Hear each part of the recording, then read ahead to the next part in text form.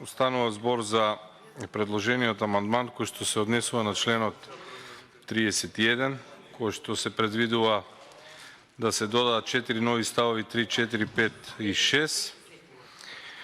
Имено овој член, односно членот 31 се однесува на членот 40а од законот кој што се изменува и се дополнува.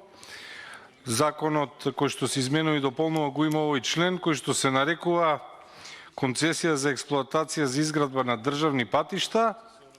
Со овој член, односно членот 31, покрај државни се додава и општински. Односно, сега во законот ќе станува збор за концесија за експлоатација за потребите на изградба на државни и на општински патишта. И кога станува збор за изградба на државни и на општински патишта, она што се предлага практично со овој амандман е дека органот на државната управа, надлежен за работите од областа на минералните суровини, по службена должност треба да бара согласност од органите на државната управа надлежни за работите од областа на животната средина и просторното планирање, заштита на културното наследство, транспорт и врските, шумарство и водостопанство, земјоделство, како и од другите органи на државната управа надлежни за работите од соодветната област и од единицата, односно единиците на локалната самоуправа на чија територија е внесено барањето за доделување на концесијата за експлоатација. Одлуката за согласност во единицата, односно единиците за локалната самоуправа, ја носи Советот на општината и тоа е она што вие не го прифаќате, а каде е клучот зошто ова не го прифаќате? Најверојатно во 12 од членот 40а, дека одлуката за концесија за експлоатација за потребите на државни и општински патишта ја донесува владата. И затоа на владата не ја одговара општините да даваат своја согласност. Јас ќе ве разберам вас, можеби најлесно е на ДУИ, затоа што ДУИ практично од секое населено место има или министер, или заменик министер, така да кога зборуваме дека одлуките ќе ги донесува владата, вие имате практично представници од секое населено место во владата и затоа ви е лесно да одбиете кога предлагаме општините да даваат согласност за вакви одлуки за изградба на концесии, затоа што од истокот, например, од Кочани, нема да најдете представници. Кога станува збор за ДУИ и министри, и заменици министри, секоја чест, од секое населено место си имате представници, па најверојатно ќе се повикаат на ставот 12, одлуката ја донесува владата и тие наместо советите ќе водат грижа за локалните интереси, меѓутоа овде заборавате за еден огромен дел од државата кои што немаат други своји представници освен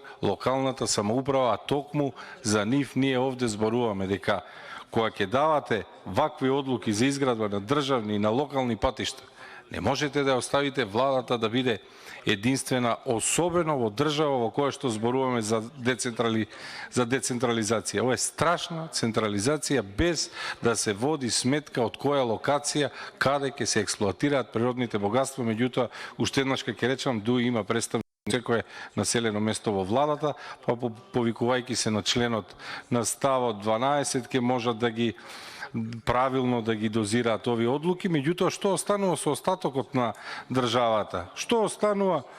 Да, затоа ние како опозиција, сакајки да водиме сметка за сите граѓани, бараме вакви согласности при давање на одлуки за концесии за експлоатација за изградба на државни и општински патишта, кои што сметаме дека секако дека треба да бидат дадени, секако дека развојот на инфраструктурата е еден од приоритетите на државата, меѓутоа не смееме тоа да го оставиме само во рацете на владата. Затоа на ваков еден, да кажам, квалитетен начин е структуриран самиот амандман во кој што се споменати и областа за животна средина, и од областа за просторно планирање.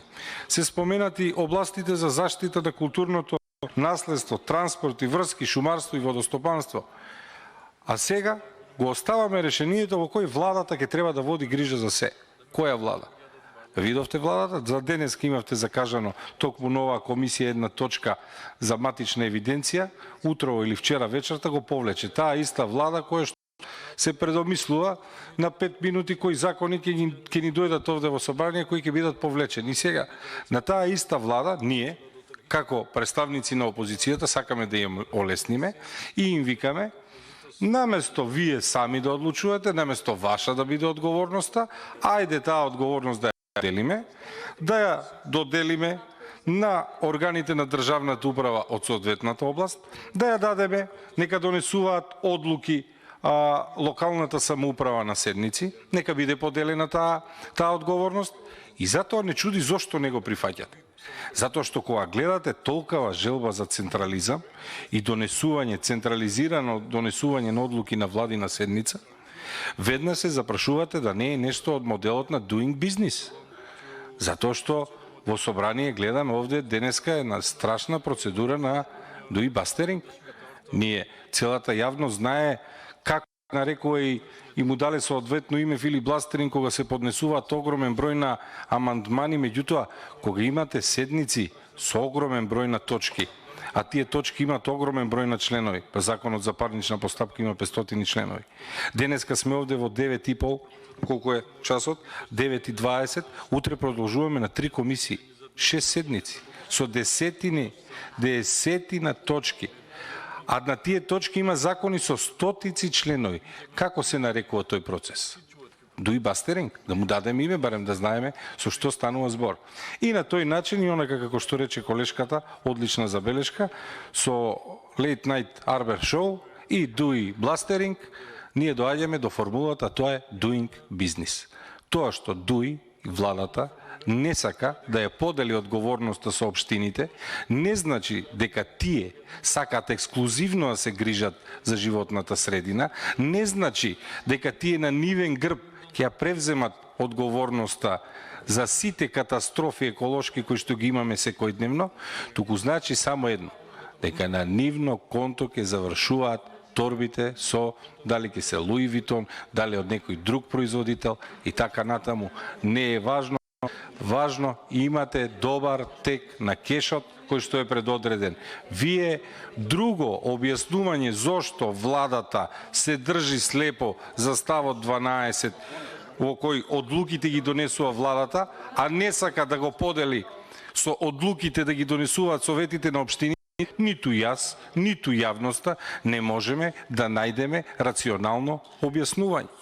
Ова е како ние ви велиме, дозволете товарот со вас да го носат сите општини во државата.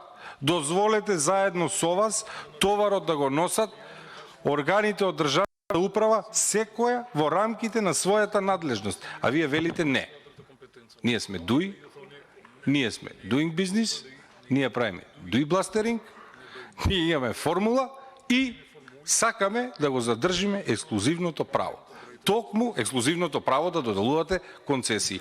Токму поради тоа беше и денешната нервоза овде во собрание сосем непотребно. Сосем непотребно, меѓутоа најверојатно го вклучија таксиметарот, па е направена математика колку кубни метри на песок можеше да излезет, колку можеше да се експлоатира, а видовме дека животната средина никој воопшто не ја есапи за жал. Инаку, јас друго објаснување, зошто одговорноста за заштитата на животната средина владата не би ја поделила со органите на локалната самоуправа. И тоа никој нема да ми го објасни. Затоа што, ако има една работа од која што секогаш рационалните луѓе сакат да се ослободат, тоа е ризик и одговорност.